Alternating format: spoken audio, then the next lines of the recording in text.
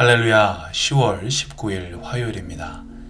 오늘도 저희에게 새날을 주시고 주님의 생명의 말씀을 저에게 허락하신 하나님께 감사와 영광을 올려드립니다. 오늘도 말씀과 기도를 통해 주님의 은혜가 가득한 하루 되시길 주님의 이름으로 축원드립니다. 오늘 저희에게 주신 하나님의 말씀은 출애굽기 34장 1절에서 17절까지 말씀입니다. 출애굽기 34장 1절에서 17절까지 말씀입니다. 함께 읽겠습니다. 여호와께서 모세에게 이르시되 너는 돌판 둘을 처음 것과 같이 다듬어 만들라. 내가 깨뜨린 처음 판에 있던 말을 내가 그 판에 쓰리니 아침까지 준비하고 아침에 시내산에 올라와 산 꼭대기에서 내게 보이되 아무도 너와 함께 오르지 말며 온 산에 아무도 나타나지 못하게 하고 양과 소도 산 앞에서 먹지 못하게 하라. 모세가 돌판 둘을 처음 것과 같이 깎아 만들고 아침에 일찍이 일어나 그 두 돌판을 손에 들고 여호와의 명령대로 시내산에 올라가니 여호와께서 구름 가운데에 강림하사 그와 함께 거기 서서 여호와의 이름을 선포하실세. 여호와께서 그의 앞으로 지나시며 선포하시되 여호와라 여호와라 자비롭고 은혜롭고 노하기를 더디하고 인자와 진실이 많은 하나님이라. 인자를 천대까지 베풀며 악과 과실과 죄를 용서하리라. 그러나 벌을 면제하지는 아니하고 아버지의 악행을 자손 3, 4대까지 보응하리라. 모세가 급히 땅에 엎드려 경배하며 이르되 주여 내가 주께 은총을 입었거든 원하건대 주는 우리와 동행하옵소서. 이는 목이 뻣뻣한 백성이니이다. 우리의 악과 죄를 사하시고 우리를 주의 기업으로 삼으소서. 여호와께서 이르시되 보라 내가 언약을 세우나니 곧 내가 아직 온 땅 아무 국민에게도 행하지 아니한 이적을 너희 전체 백성 앞에 행할 것이라. 내가 머무는 나라 백성이 다 여호와의 행하심을 보리니 내가 너를 위하여 행할 일이 두려운 것임이니라. 너는 내가 오늘 내게 명령한 것을 삼가 지키라. 보라 내가 내 앞에서 아모리 사람과 가나안 사람과 헷 사람과 브리스 사람과 히윗 사람과 여부스 사람을 쫓아내리니 너는 스스로 삼가 내가 들어가는 땅의 주민과 언약을 세우지 말라. 그것이 너희에게 올무가 될까 하노라. 너희는 도리어 그들의 제단들을 헐고 그들의 주상을 깨뜨리고 그들의 아세라상을 찍을지어다. 너는 다른 신에게 절하지 말라. 여호와는 질투라 이름하는 질투의 하나님이니라.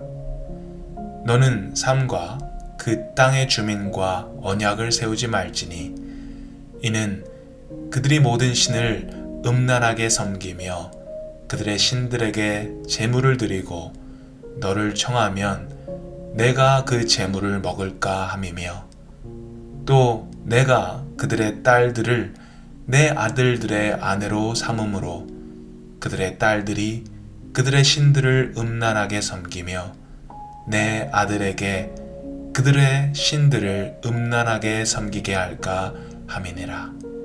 너는 신상들을 부어 만들지 말지니라. 아멘.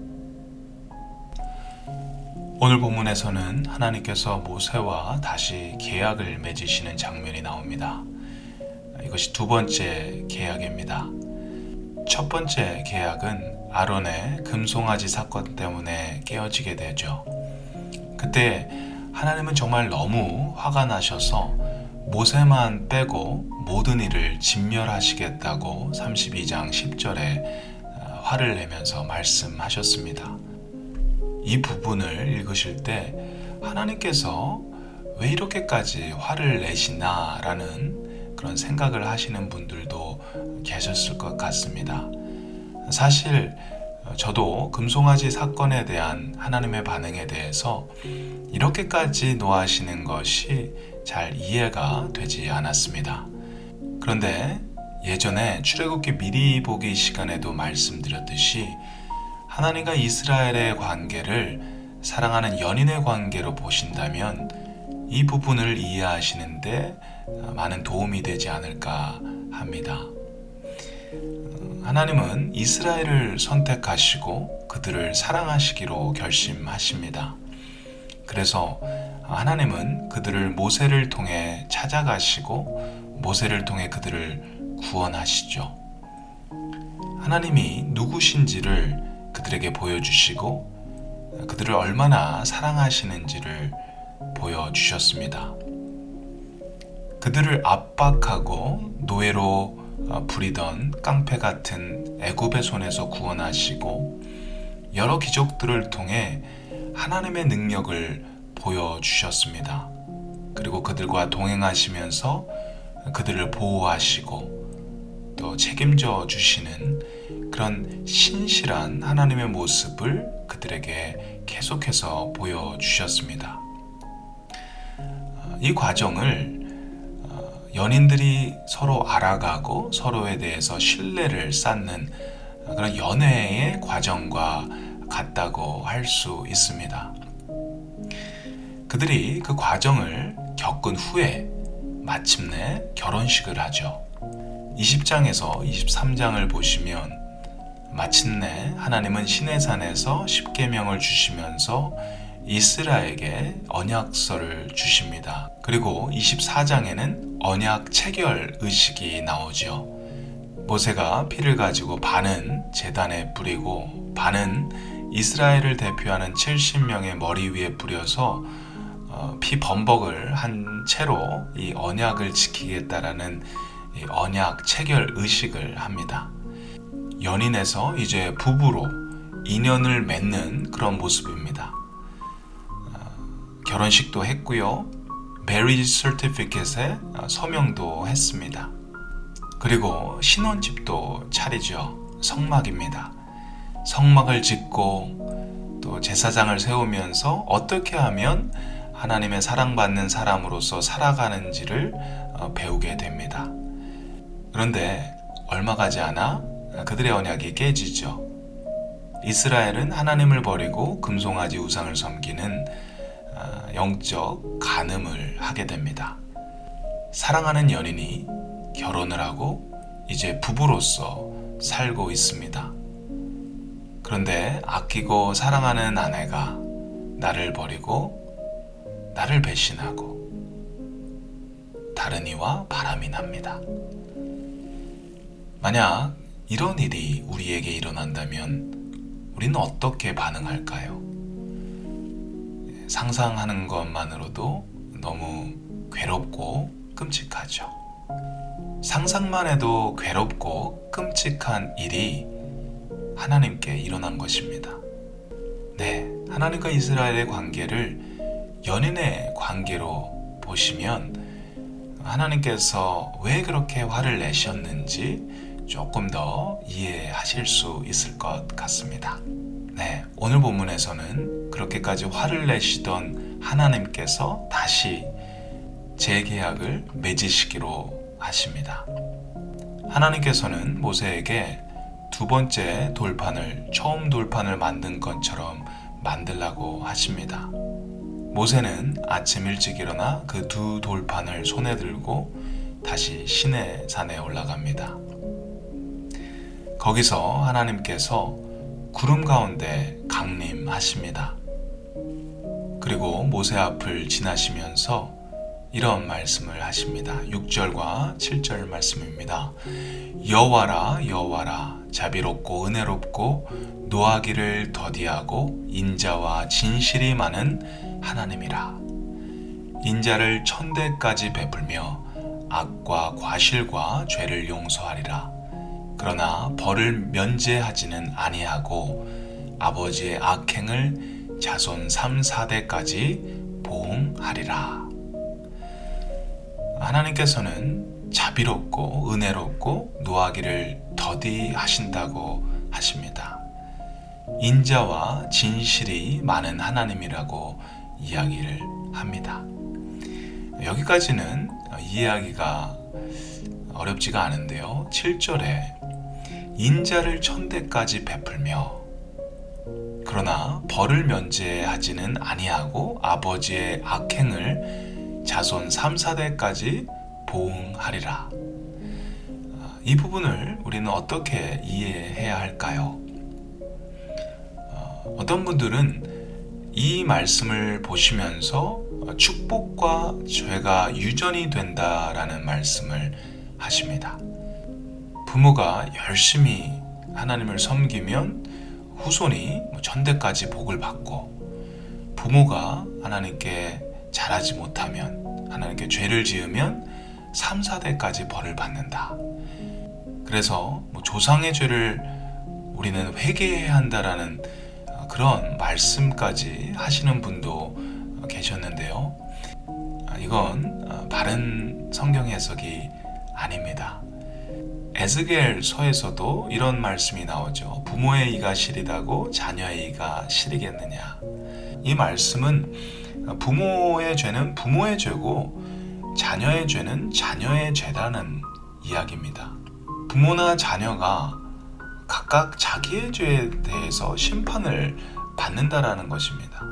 하나님의 인자, 하나님의 사랑은 천대이고 죄에 대한 형벌은 3대라고 하는 것을 우리가 이해할 때 중요한 포인트는 하나님의 은혜, 하나님의 사랑이 죄의 형벌보다 훨씬 더 크다라는 것입니다.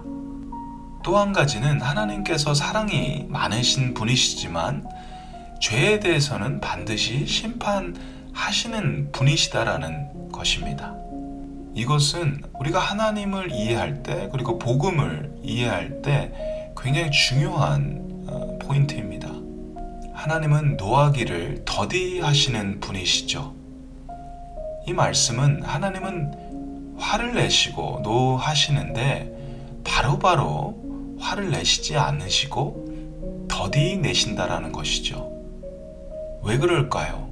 그것은 어떤 면에서 우리를 용서하시겠다라는 의미가 있습니다. 화가 나시지만 오래 참으시면서 우리가 회개하고 돌아오는 기회를 주신다고 하는 것입니다. 하지만 노하시기를 더디한다라는 말은 하나님께서 마냥 계속해서 끝까지 참고 기다리고 있지만은 않으신다라는 의미도 같이 가지고 있죠. 하나님께서는 기다리고 기다리시다가 결국 우리가 회개하지 않고 주님께 돌아오지 않을 때 심판하시는 분이시라는 것입니다. 금송아지를 만들어 섬길 때도 하나님께서는 그래 그럴 수도 있지 계속해서 마냥 참기만 하시지 않으셨습니다. 화를 내셨어요. 결국 첫 번째 돌판이 깨지게 됩니다. 다 덮어놓고 용서해 줄게 라고 하시지 않고 하나님께서는 얼마나 화가 나셨는지, 얼마나 그것이 하나님을 업셋하게 하셨는지 굉장히 화를 내면서 표현하셨습니다. 하나님은 잘못한 것을 분명히 짚고 넘어가시는 분이신 것을 알 수 있습니다. 우리가 자녀를 키우면서 분명히 잘못한 부분이 있음에도 불구하고 그 부분에 대해서 그냥 모른 채 하고 덮고 넘어간다면 그것이 좋은 교육이 아니겠죠. 그거와 같이 하나님께서도요, 마냥 덮어놓고 용서하시는 분이 아니신 것입니다. 용서는요, 자기가 무엇을 잘못한 것을 알 때 용서가 성립이 되는 것입니다. 내가 뭘 잘못했는지도 모르는 사람에게 가서 내가 너 때문에 화가 났고 너 때문에 많이 속상했다. 하지만 내가 너를 용서한다 라고 이야기한다면 그것은 말이 되지가 않죠. 오히려 그 말을 듣는 사람이 내가 뭘 잘못했는데, 내가 왜 용서받아야 되는데 라고 이야기할 수 있겠죠. 우리가 잘못했을 때 하나님을 떠나고 우상을 섬기고 하나님의 뜻대로 살지 않는 그런 죄악된 모습을 보였을 때 하나님께서는 덮어놓고 우리를 용서하지 않으실 것입니다. 우리의 악한 행실들로 인해서 화가 나시고 속상해 하실 것입니다. 하나님은 참으실 것입니다. 하지만 계속해서 보고만 계시지는 않으실 것입니다. 우리가 돌아오지 않는다면 징계하실 수 있으실 것입니다. 하지만 우리가 다시 한번 기억해야 할 것은 주님이 우리를 벌하실 때도 우리를 벌하시는 그 목적은 우리가 회개하고 돌아오기를 바라는 마음에서이기 때문이라는 것입니다. 우리를 벌하시는 그 징벌, 심판의 끝에는 분명히 사랑과 용서가 있다라는 것입니다. 사랑하는 성도 여러분, 오늘도 그 하나님의 그 사랑과 용서를 묵상하시길 바랍니다. 함께 기도하겠습니다. 사랑의 하나님, 오늘도 주님의 말씀을 저희에게 허락하여 주셔서 감사드립니다. 오늘도 이 말씀을 저희 마음밭에 새기게 하시고 또 삶 속에 적용할 수 있는 저희 모두가 되게 도와주시옵소서. 주님과 언약을 맺고 그 언약을 지키겠다고 맹세하였지만 주님을 떠나 우상을 섬겼던 이스라엘을 보시면서 주님 너무 마음이 아프시고 너무 화가 나셨던 그 하나님을 저희가 기억합니다. 하지만 결국 주님의 사랑과 은혜가 그들의 죄악보다 컸음을 두 번째 돌판을 보면서 기억합니다. 두 번째 돌판을 주시면서 그들을 용서하시고 그들에게 다시 한번 기회를 주셨던 것처럼 저희가 주님을 떠나고 악한 길로 갈지라도 주님 용서해 주시고 다시 품어 주시는 분이심을 믿습니다. 주님은 노하기를 더디 하시는, 오래 참으시고 또 용서하시는 분이십니다. 하지만 마냥 우리가 잘못된 길로 갈 때 마냥 바라보시고만 계시지 않고 때에 따라 저희를 징계하시는 분이심을 기억하게 하시고 죄를 지었을 때 그것에 대한 진정한 회개와 돌아섬이 있게 하시고 혹시라도 주님께서 저희를 징계하시더라도 결국 그 징계 역시 주님의 사랑과 용서의 메시지임을 기억할 수 있는 저희가 되게 하여 주시옵소서.